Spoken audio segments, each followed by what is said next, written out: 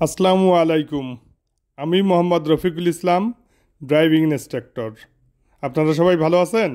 ডিটিসির পক্ষ থেকে আজ এসেছি গোল্ডেন লাইন পরিবহনের চালকদের প্রশিক্ষণ কর্মশালায়। আপনারা এখানে যারা উপস্থিত আছেন সবাই তো গাড়ি চালক, তাই না? তবে আজ আপনাদের সাথে কিছু পরামর্শ শেয়ার করব, যা রাস্তায় যদি আপনি পালন করেন রাস্তায় অনেক দুর্ঘটনা কমে আসবে। আজকে আমরা সেই বিষয়গুলো নিয়েই এখানে আলোচনা করব। ড্রাইভিং সম্পর্কে নিয়মকানুন ভালো করে জানুন।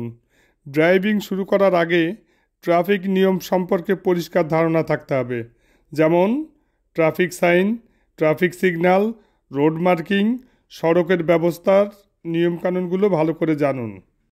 অবশ্যই সিট বেল্ট পরে গাড়ি চালাবেন, এটি আপনার নিজের নিরাপত্তার জন্য। ধীর গতিতে গাড়ি চালানোর অভ্যাস করুন, এতে আপনার গাড়ি নিয়ন্ত্রণ করতে সহজ হবে। দ্রুত গতি আপনার জন্য ঝুঁকিপূর্ণ হতে পারে। অতিরিক্ত গতি গাড়ির দুর্ঘটনার কিন্তু অন্যতম একটা কারণ। এরপর সঠিকভাবে ব্রেক করা শিখুন। একজন চালকের সবচেয়ে গুরুত্বপূর্ণ অংশ হলো সঠিকভাবে ব্রেক করা।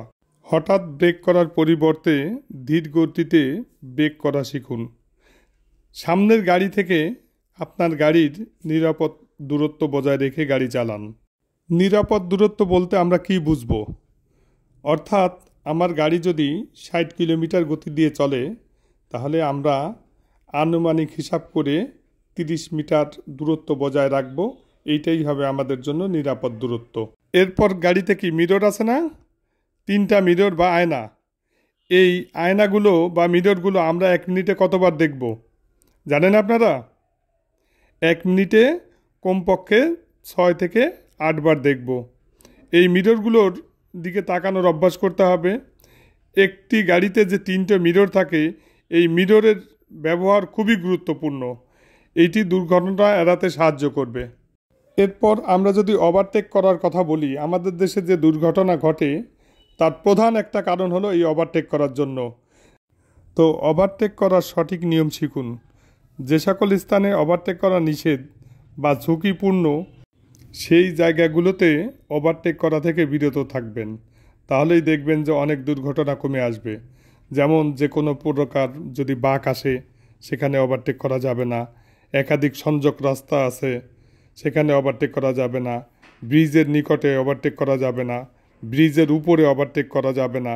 যেখানে ব্যস্ততম এলাকা, সরু রাস্তা, সরু bridge, level crossing, zebra crossing, এই জায়গাগুলোতে আপনি আর ওভারটেক করবেন না। তাহলেই দেখবেন যে অনেক দুর্ঘটনা কমে গেছে। এরপর যদি আমরা হর্নের কথা বলি, আপনারা অনেকেই অপ্রয়োজনীয় অনেক হর্ন ইউজ করেন, যেটা সঠিক নয়। তারপরে আপনাদের গাড়িতে যে হাইড্রোলিক হর্নগুলি আছে, এটা ব্যবহার কিন্তু আইনত দণ্ডনীয় অপরাধ। তারপরেও আপনারা এই হাইড্রোলিক হর্নগুলো ব্যবহার করতেছেন। এটা শুধু আপনার নিজেরই ক্ষতি হচ্ছে না, আপনি সকলেরই ক্ষতি করছেন। এটা আপনি শব্দ দূষণ করতেছেন। তাই আপনাদের উচিত হবে এই হাইড্রোলিক হর্ন আর ব্যবহার করবেন না। এরপর যদি বলি যে এই যে আপনারা অতিরিক্ত যাত্রী বা ওজন বহন করেন, এর জন্য কিন্তু অনেক দুর্ঘটনা ঘটে আমাদের দেশে। এই অতিরিক্ত ওজন বহন করা থেকে বিরত থাকুন। একটা বিষয় হলো, আপনাদের ভিতরে সবচেয়ে বেশি বড় সমস্যা এখন দেখা দিচ্ছে যে আপনারা যখন গাড়ি চালানোর সময় আপনারা মোবাইল ফোনে কথা বলেন। এই মোবাইল ফোনে কথা বলাটা কিন্তু দুর্ঘটনার একটা অন্যতম কারণ। তাই আপনাদেরকে অনুরোধ করব, এই মোবাইল ফোনে কথা বলা থেকে বিরত থাকবেন। এরপরে যদি গাড়ি পার্কিং করার কথা বলি, আপনাদের পার্কিং করার সঠিক নিয়ম শিখতে হবে। পার্কিং করা কিন্তু একটি গুরুত্বপূর্ণ দক্ষতা। নির্ধারিত স্থানে পার্কিং করুন। যে সকল স্থানে পার্কিং করা নিষেধ, সেই জায়গাগুলো এড়িয়ে চলুন। আপনারা কিন্তু রাস্তায় যাত্রী পেলেই ব্রেক করে দাঁড়া করতেছেন, ইচ্ছামতো পার্কিং করতেছেন। এই কাজগুলো থেকে বিরত থাকতে হবে। তারপর আপনাদেরকে বলবো যে অবসাদগ্রস্ত অবস্থায় গাড়ি চালাবেন না। একটানা কয়েক ঘন্টা, 20 ঘন্টা, 25 ঘন্টা, 30 ঘন্টা আপনারা গাড়ি চালাচ্ছেন, এইভাবে গাড়ি চালানো যাবে না। একদিনে সর্বোচ্চ 8 ঘন্টা গাড়ি চালাতে পারবেন, একটানা 5 ঘন্টা। এরপর কমপক্ষে 30 মিনিট বিরতি দিবেন, তারপরে আবার বাকি 3 ঘন্টা গাড়ি চালাতে পারবেন। এর বেশি গাড়ি চালানো উচিত হবে না।